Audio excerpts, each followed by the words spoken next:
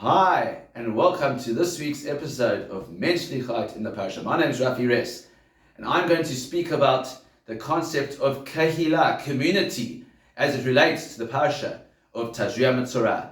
We learn in this Parasha, this double portion of Tazria Metzora, primarily the laws that govern the Metzora, the one who was spreading gossip, telling Lashon Hara about their fellow. And we know that to come to the Kohen and have their leprosy inspected, and if it was indeed Tzorat, they were removed from the community for a 7-day period and allowed to go through a spiritual cleansing, upon which the Kohen would then inspect them again, and if they were termed clean and healed, then they were reintegrated in the community. And the obvious question is, why is it that if person A spoke Lashon Hara to person B about person C or D or E, they're only speaking about one person to one other person, or two people to one other person? Why is it that they're separated from the entire community? That doesn't make sense. It doesn't seem to match.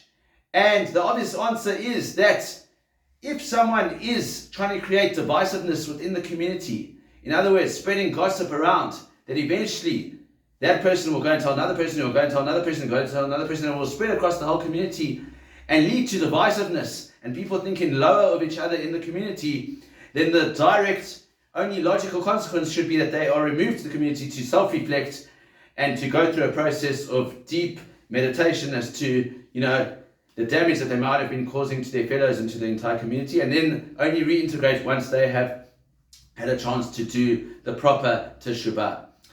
So, I'll say that the opposite is also true.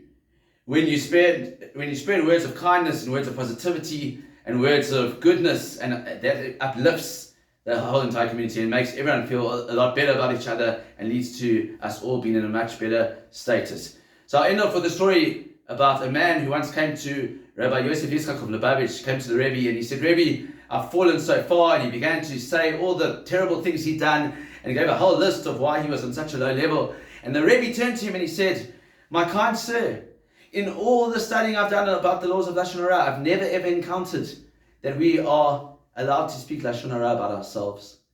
Never ever." And the man got the message and he said, "Thank you, Rebbe," and he turned around and he walked out. And I think that's the most powerful idea I can leave you with today. In order to enable us to give our strengths and the best versions of ourselves to improve the community, let us never ever fall into the trap of thinking or speaking Lashon Hara about ourselves. God forbid. Shabbat Shalom.